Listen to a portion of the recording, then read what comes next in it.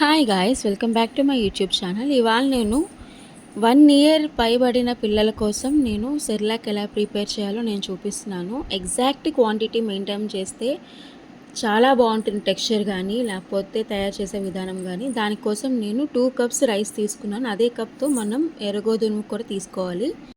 తర్వాత ఇందాక ఇంగ్రీడియంట్స్లో చూపించినట్టు పప్పులన్నీ కూడా చూపించాను కదా, అలా తీసుకోవాలి. తర్వాత బాదం వేరేగా, జీడిపప్పు వేరేగా, అలాగే ఈ పప్పులు బియ్యము మొత్తం అన్నీ కలిపి వేరేగా మనం నానబెట్టుకోవాలి. జీడిపప్పు బాదం పప్పు ఇలా వేయించుకొని ఇలా పొడి చేసుకున్నాను. తర్వాత గోధుమ నూక ఫ్రై చేసి దాన్ని కూడా పౌడర్ చేసుకొని ఇలా రెడీ చేసుకున్నాను అనమాట.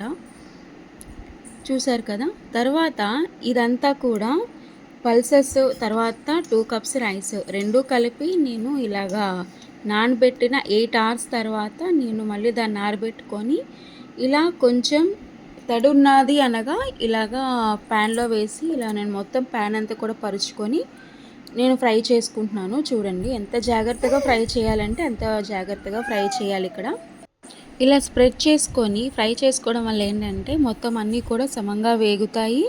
తర్వాత ఇక్కడ మాడిపోకుండా ఉంటుంది. స్ప్రెడ్ చేసిన తర్వాత ప్రతి 2 మినిట్స్కి ఒకసారి మనం కలుపుతూనే ఉండాలి.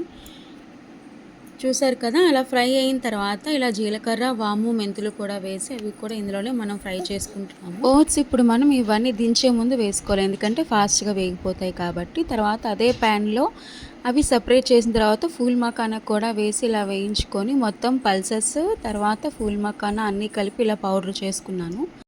ఇప్పుడు ఇందాక డ్రై ఫ్రూట్స్ పౌడర్, అలాగే పల్సెస్ పౌడర్, తర్వాత మొత్తం ఇవన్నీ కూడా మనం మిక్స్ చేసుకొని బాగా స్టోర్ చేసుకుంటే మన సెర్లాక్ పౌడర్ రెడీ అయిపోయినట్టే. ఇప్పుడు ఏంటంటే 2 కప్స్ వాటర్లో నేను 3 స్పూన్స్ సెర్లాక్ పౌడర్ వేసుకొని కలుపుతూ ఉండాలి. అలా కలుపుతూ ఉన్నప్పుడే మనం కొద్దిగా జీలకర్ర, కొద్దిగా నెయ్యి, తర్వాత కొంచెం సాల్ట్ వేయాలి. సాల్ట్ ఎందుకంటే టేస్ట్ కోసం. తర్వాత చూసారు కదా అక్కడ ఉండలు కట్టేస్తున్నాయి, అప్పుడే అలా ఉండలు కట్టకుండా మనం అలా కలుపుతూ ఉండాలి. తర్వాత ఇంకొక విషయం ఏంటంటే ఈ 2 కప్స్ వాటర్ 1 కప్ వాటర్ అయ్యేంత వరకు మనం స్టిర్రింగ్ చేస్తూనే ఉండాలి. చూసారు కదా, సాల్ట్, నెయ్యి కూడా నేను ఇప్పుడే వేసేసాను. అలాగే మీరు కూడా వేసుకొని 1 కప్ అయ్యేంత వరకు మనం మరిగించుకోవాలి. టెక్స్చర్ మనకి చాలా స్మూత్గా వస్తుంది, చాలా టెంప్టింగ్గా ఉంటుంది. మళ్ళీ చెప్తున్నా, ఎర్రగోధుమ నూక, స్పైసెస్ తప్ప మిగతావన్నీ నేను నానబెట్టుకునే వేయించుకున్నాను. చూసారు కదా, సెర్లాక్ టెక్స్చర్ చాలా బాగుంది కదా. సో ప్లీజ్, ఇంత మంచి రెసిపీ నేను పిల్లల కోసం నేను షేర్ చేసినందుకు మరి మీరేం చేస్తారు? ఏం చేస్తారో నేను చెప్తా, చేసేయండి. Please like, share and subscribe. Bye guys.